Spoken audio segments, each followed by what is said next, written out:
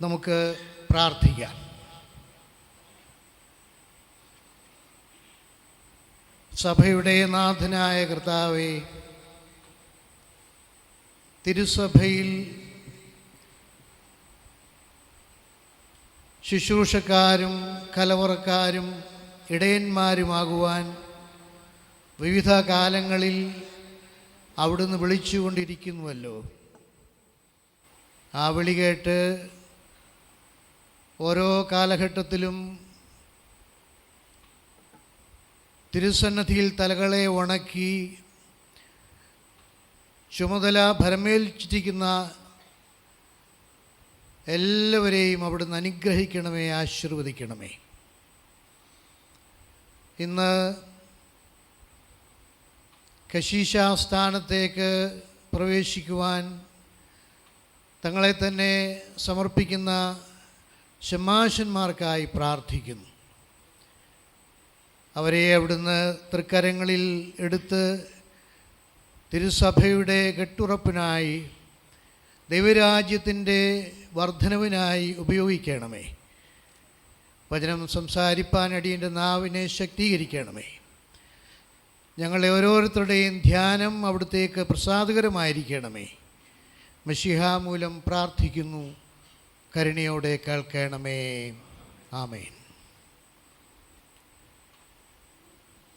മാർത്തോമാ സഭയിലെ വൈദിക ശ്രേഷ്ഠരുടെ ഗണത്തിൽ സർവരുടെയും സ്നേഹബഹുമാനങ്ങൾ ആർജിച്ച വന്യ ദിവ്യശ്രീ VM മാത്തനച്ചൻ്റെ ജീവചരിത്രമാണ് സ്മരണകളും സാക്ഷ്യങ്ങളും.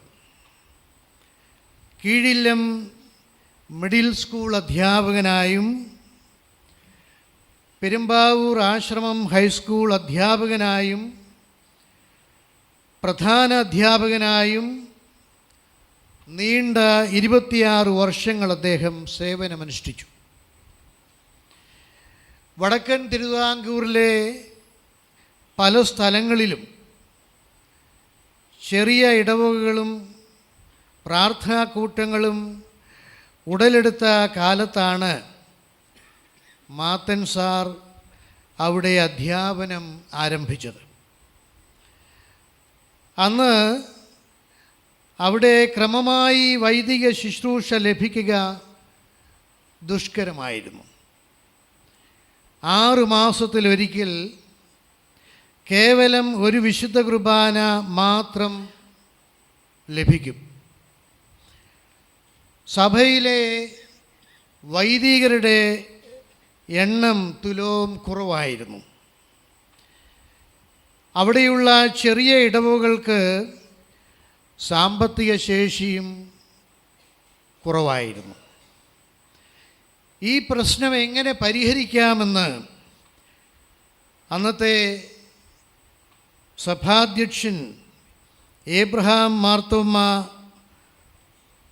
മെത്രാപ്പോലീത്ത ആലോചിച്ചു. കീഴില്ലം പെരുമ്പാവൂർ സ്കൂളുകളിലെ ചില അധ്യാപകർക്ക് വൈദിക പട്ടം കൊടുത്താൽ അധ്യാപക വൃത്തിയും വൈദിക വൃത്തിയും ഒരേ സമയം നടത്താമെന്ന് തിരുമേനി തീരുമാനിച്ചു. അപ്രകാരം തിരുമേനി കണ്ടെത്തിയ 2 അധ്യാപകരാണ് ശ്രീ VM മാത്തനും ശ്രീ PC ചെറിയാനും. ഒരിക്കൽ കുന്നൂർക്ക് പോകും വഴി പെരുമ്പാവൂരെത്തിയ തിരുമേനി മാത്തൻ സാറിനോട് ഇപ്രകാരം പറഞ്ഞു: 1 മാസത്തിനകം ഞാൻ ഇതുവഴി വീണ്ടും വരും. അപ്പോൾ ഇക്കാര്യം സംബന്ധിച്ച് ഉറപ്പായി ഒരു മറുപടി എനിക്ക് തരണം. പക്ഷേ മാത്തൻ സാർ വീണ്ടും ഒഴിഞ്ഞു മാറി. തിരുമേനിയും പിന്മാറാൻ ഒരുക്കമല്ലായിരുന്നു. മറ്റൊരു സായാഹ്നത്തിൽ ആശ്രമ പരിസരത്ത് അവർ ഒരുമിച്ച് നടക്കാനിറങ്ങി. ദീർഘനേരം സംസാരിച്ചു കൊണ്ട് പുൽപ്പുറത്തിരുന്നു. ഒടുവിൽ മാത്തൻ സാറിൻ്റെ മടിയിൽ തലചായ്ച്ച് കിടന്നുകൊണ്ട് തിരുമേനി ഇപ്രകാരം ശാന്തമായി പറഞ്ഞു: നിങ്ങളിൽ ചിലർ കൂടി പട്ടമേറ്റ് കണ്ടിട്ട് മരിക്കണമെന്നാണ് എൻ്റെ ആഗ്രഹം. ഇത് ദൈവവിളിയായി തിരിച്ചറിഞ്ഞ് ഞാൻ സമ്മതം മൂളി എന്ന് മാത്തനച്ചൻ്റെ ജീവചരിത്രത്തിൽ രേഖപ്പെടുത്തിയിട്ടുണ്ട്. 4 അഭ്യസ്തവിദ്യരായ ആളുകൾ താമസം വിന പട്ടക്കാരായി തീർന്നു. ആശ്രമം ഹൈസ്കൂളിലെ ഹെഡ് മാസ്റ്ററായിരുന്ന VM മാത്തൻ, കീഴിലം UP സ്കൂളിലെ ഹെഡ് മാസ്റ്ററായിരുന്ന PC ചെറിയാൻ, തോട്ടയ്ക്കാട് സ്വദേശി CV ജോൺ, പഴഞ്ഞി സ്വദേശി KT ചാക്കുണ്ണി. വിത്ത് എന്ന സംസ്കൃത ക്രിയാപദമാണ്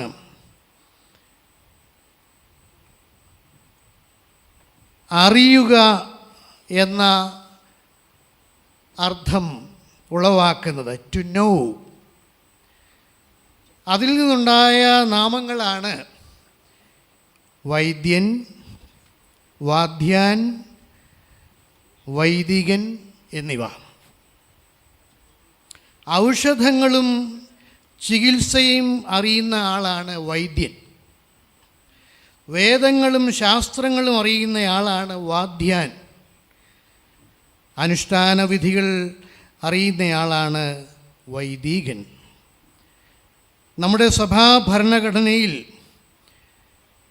വൈദികൻ അഥവാ കശീശയുടെ ചുമതലകൾ ഇപ്രകാരമാണ് നിർവചിച്ചിരിക്കുന്നത്: കൂദാശകളുടെ അനുഷ്ഠാനവും വചനത്തിൻ്റെ ശുശ്രൂഷയും നിർവഹിക്കുക എന്നതാണ് അത്.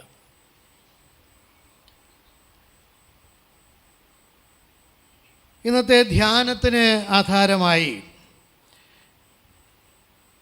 അപ്പസ്തോല പ്രവൃത്തികളുടെ പുസ്തകം 15-ാം അധ്യായം 35 മുതൽ 40 വരെയുള്ള വാക്യങ്ങളാണ് തിരഞ്ഞെടുത്തിരിക്കുന്നത്. 36ഉം 37ഉം വാക്യങ്ങൾ വായിക്കട്ടെ. മർക്കോസ് എന്ന യോഹന്നാനെയും കൂട്ടിക്കൊണ്ട് പോകുവാൻ ബർന്നബാസ് ഇച്ഛിച്ചു. പൗലോസോ പംഫുല്യയിൽ നിന്ന് തങ്ങളെ വിട്ട് പ്രവൃത്തിക്ക് വരാതെ പോയവനെ കൂട്ടിക്കൊണ്ടു പോകുന്നത് യോഗ്യമല്ല എന്ന് നിരൂപിച്ചു. ഇങ്ങനെ അവർ തമ്മിൽ ഉഗ്രവാദമുണ്ടായിട്ട് വേർപിരിഞ്ഞു. ബർന്നബാസ് മർക്കോസിനെ കൂട്ടി കപ്പൽ കയറി കുപ്രോസ് ദ്വീപിലേക്ക് പോയി. പൗലോസോ ശീലാസിനെ തിരഞ്ഞെടുത്ത് സഹോദരന്മാരാൽ കർത്താവിൻ്റെ കൃപയിൽ ഭരമേൽപ്പിക്കപ്പെട്ടിട്ട് യാത്ര പുറപ്പെട്ട് സുറിയ, കിലിക്കിയ ദേശങ്ങളിൽ കൂടി സഞ്ചരിച്ച് സഭകളെ ഉറപ്പിച്ചു പോന്നു. 2ാം മിഷണറി യാത്രയുടെ ആരംഭത്തിൽ പൗലോസും ബർന്നബാസും തമ്മിൽ ഒരു ഉഗ്രവാദവും തുടർന്ന് വേർപിരിയലും ഉണ്ടായി. യോഹന്നാൻ മർക്കോസിനെ തങ്ങളോടൊപ്പം കൊണ്ടുപോകണമോ വേണ്ടയോ എന്നതാണ് വിഷയം. 1ാം മിഷണറി യാത്രയിൽ ബർന്നബാസിൻ്റെയും പൗലോസിൻ്റെയും സഹചാരിയായിരുന്ന യോഹന്നാൻ മർക്കോസ് യാത്രാമധ്യേ പംഫുല്യാദേശത്തിലെ പെർഗയിൽ വച്ച് മടങ്ങിപ്പോയിരുന്നു. അപ്പോസ്തല പ്രവൃത്തികൾ 13-ാം അധ്യായം 13-ാം വാക്യത്തിൽ ഇത് സൂചിപ്പിക്കുന്നു. തത്വാധിഷ്ഠിതമെന്ന് പൗലോസിൻ്റെ വാദം. കലപ്പയ്ക്ക് കൈവച്ച ശേഷം പിൻപോട്ട് നോക്കുന്നവൻ ദൈവരാജ്യത്തിന് അനുയോജ്യനല്ല.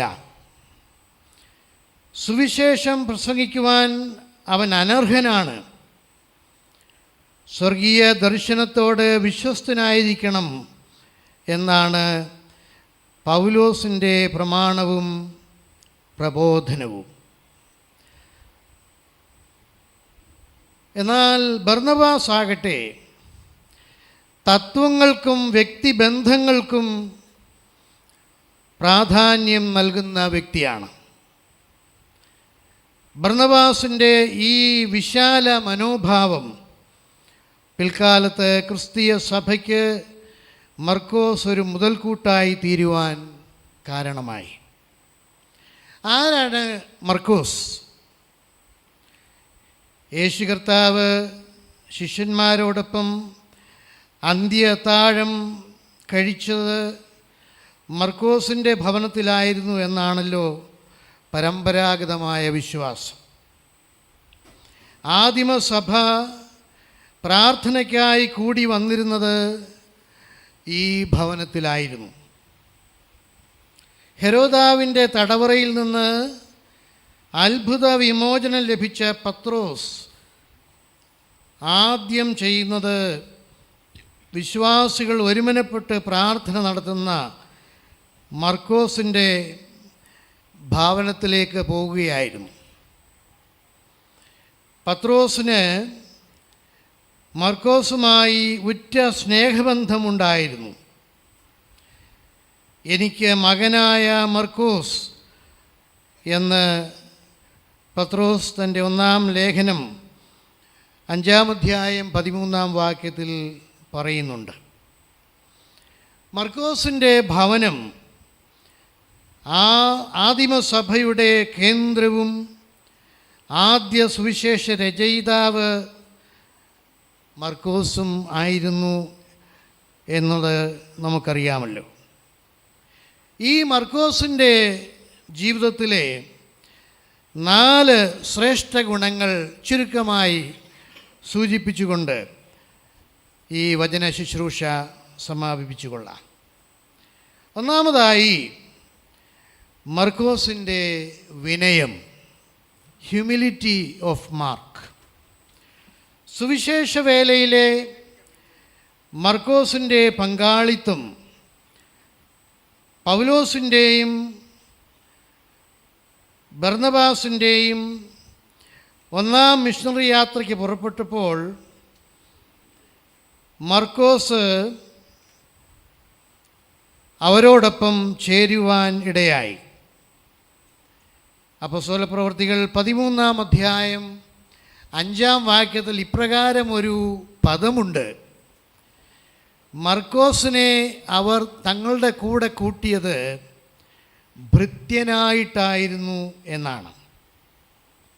പെഷിത്ത ബൈബിളിൽ ആ വാക്യം ഇപ്രകാരമാണ്: യുഹാനോൻ മിഷംഷേൻ വോ ലഹൂൻ. യോഹന്നാനെ അഥവാ യോഹന്നാൻ മർക്കോസിനെ അവർ തങ്ങളുടെ ഭൃത്യനായി കൂടെ ചേർത്തു എന്നാണ് പറഞ്ഞിരിക്കുന്നത്. മെച്ചപ്പെട്ട ജീവിത സാഹചര്യങ്ങളിൽ ജനിച്ചു വളർന്നയാളായിരുന്നു മർക്കോസ്. യെരുശലേമിലെ ശ്രദ്ധേയമായ ഒരു ഭവനമായിരുന്നു മർക്കോസിൻ്റേത്. യേശുവും ശിഷ്യരും കൂടി വന്നിരുന്ന ഭവനം, ആദിമ സഭ സമ്മേളിച്ച ഭവനം, പടിപ്പുരയും പരിചാരകരുമുള്ള ഭവനം. പരീശനായ പൗലൂസ്, ലേവ്യനായ ബർന്നബാസ് അവർക്ക് ആഹാരകാര്യങ്ങളിൽ പ്രത്യേകതയുണ്ടായിരുന്നു. ഇതര വർഗക്കാരുടെ ആഹാരങ്ങൾ അവർക്ക് നിഷിദ്ധമായിരുന്നു. അതുകൊണ്ട് തങ്ങളുടെ ആഹാരനിഷ്ഠകൾ തെറ്റിക്കാതെ പാലിക്കുവാൻ തങ്ങൾക്ക് ആഹാരം പ്രത്യേകം പാചകം ചെയ്യുന്ന ഒരാളെ ആവശ്യമായിരുന്നു. അങ്ങനെയാണ് മർക്കോസിനെ അവർ തങ്ങളോടൊപ്പം ചേർത്തത്. മർക്കോസിൻ്റെ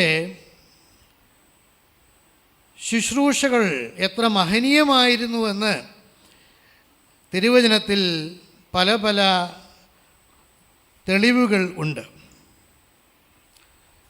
നീതിസാരത്തിൽ ഇങ്ങനെ പറയുന്നുണ്ട്: വസ്ത്രം, വപുസ്, വചനം, വിദ്യ, വിനയം എന്നിങ്ങനെ വകാരങ്ങൾ അഞ്ചൊത്തവൻ മഹാൻ.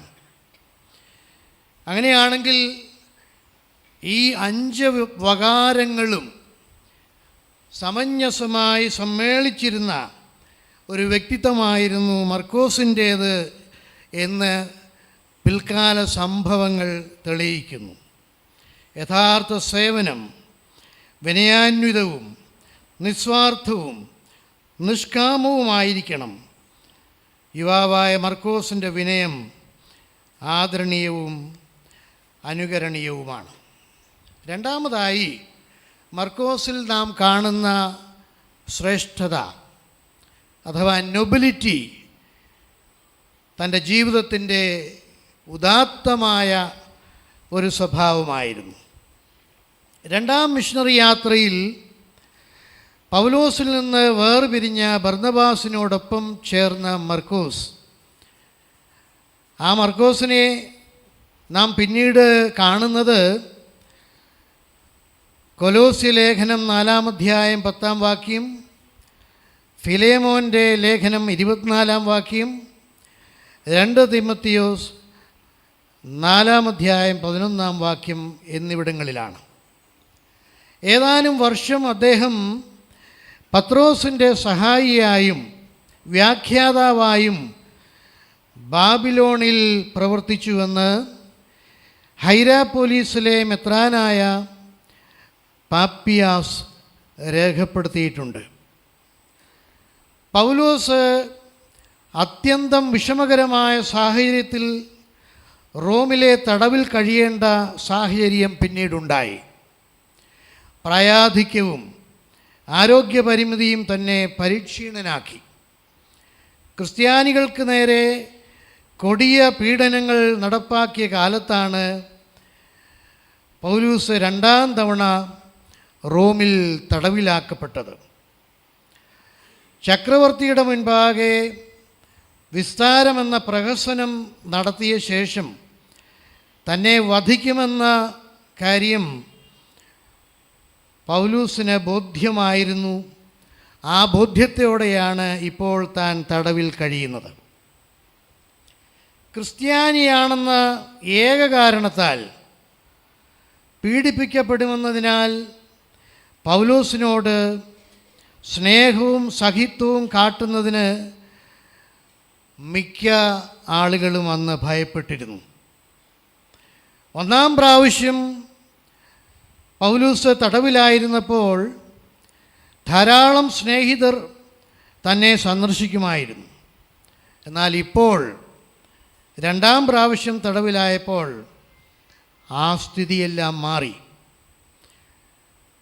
2 തിമോത്തിയോസ് 4-ാം അധ്യായം 11-ാം വാക്യത്തിൽ തൽസ്ഥിതിയെക്കുറിച്ച് പൗലൂസ് ഇങ്ങനെയാണ് പറയുന്നത്: ദേമാസ് ഈ ലോകത്തെ സ്നേഹിച്ച് എന്നെ വിട്ടു, ലൂക്കോസ് മാത്രമേ എന്നോട് കൂടെയുള്ളൂ. മർക്കോസ് എനിക്ക് ശുശ്രൂഷയ്ക്കായി ഉപയോഗമുള്ളവനാകയാൽ അവനെ കൂട്ടിക്കൊണ്ട് വരിക. മുൻപ് പൗലോസ് തന്നോട് കാട്ടിയ നിർദ്ദയമായ മനോഭാവം മർക്കോസ് മറന്നിരുന്നു. അപകടകരമായ സാഹചര്യമെന്നറിഞ്ഞിട്ടും പൗലോസിൻ്റെ വിഷമാവസ്ഥയിൽ തന്നാലാവത് ശുശ്രൂഷിപ്പാൻ മർക്കോസ് ഓടിയെത്തുന്നു. ദൈവവേലയ്ക്ക് കൊള്ളാത്തവനെന്ന് പൗലോസ് വിധിച്ചവൻ ഇപ്പോൾ കൊള്ളാവുന്നവനായി മാറുകയാണ്.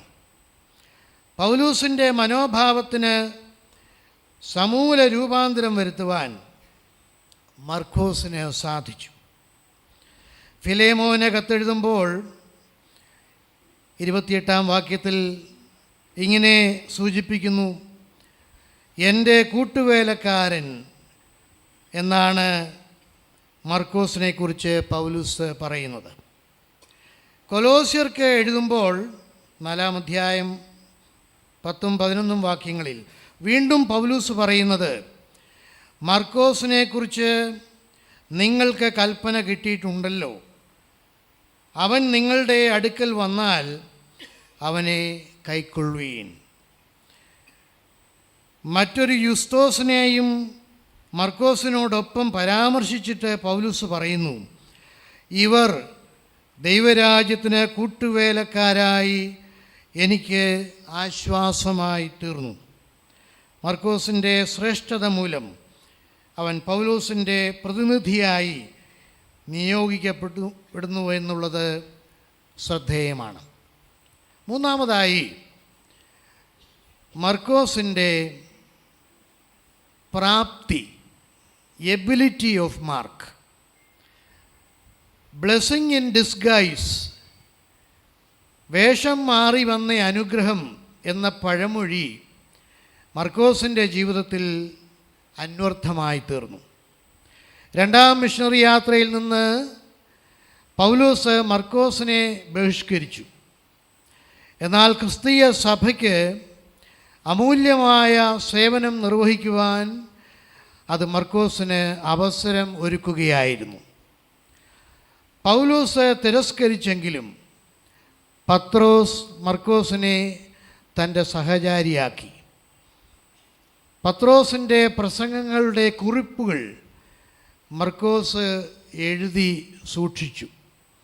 ഏറെ താമസിക്കാതെ അവ ക്രോഡീകരിച്ച് രചിച്ചതാണ് പുതിയ നിയമത്തിലെ മർക്കോസ് എഴുതിയ സുവിശേഷം. അപ്പസ്തോലൻ്റെ ദാസനായി ശുശ്രൂഷ ആരംഭിച്ച യുവാവ് അലക്സാന്ദ്രിയയിലെ പ്രഥമ സഭാധ്യക്ഷനായി ഉയർത്തപ്പെടുകയും പിന്നീട് രക്തസാക്ഷിയായി തീരുകയും ചെയ്തു എന്നാണ് പാരമ്പര്യം. എനിക്ക് ഭവിച്ചത് സുവിശേഷത്തിൻ്റെ അഭിവൃദ്ധിക്ക് കാരണമായി എന്ന് പൗലോസപ്പസ്തോലൻ പറഞ്ഞ വാക്കുകൾ മർക്കോസിൻ്റെ ജീവിതത്തിൽ അന്വർത്ഥമായി തീർന്നു എന്നുള്ളതും ഇത്തരുണത്തിൽ ഓർക്കേണ്ടതാണ്. നാലാമതായി, സ്ഥിരത, സ്റ്റെബിലിറ്റി ഓഫ് മാർക്ക്. പ്രാതികൂല്യങ്ങളോടുള്ള പ്രതികരണമാണ് ഒരുവൻ്റെ സ്വഭാവത്തിൻ്റെ മാറ്റ് നിർണയിക്കുന്നത്. കൂടുതൽ വിശാലവും സ്ഥായിയുമായ ശുശ്രൂഷകൾ നിറവേറ്റുന്നതിന് സന്ദർഭങ്ങളായി തൻ്റെ പ്രാതികൂല്യങ്ങളെ മർക്കോസ് ഉപയോഗിച്ചു. സാഹസികമായ സുവിശേഷ ഘോഷണത്തിന് പ്രസിദ്ധി നേടിയ മൊറേവിയൻ സഭയുടെ ചിഹ്നം നമുക്കൊക്കെ അറിയാമല്ലോ. ഒരു യാഗപീഠവും ഒരു കലപ്പയുമാണ് അതിലുള്ളത്.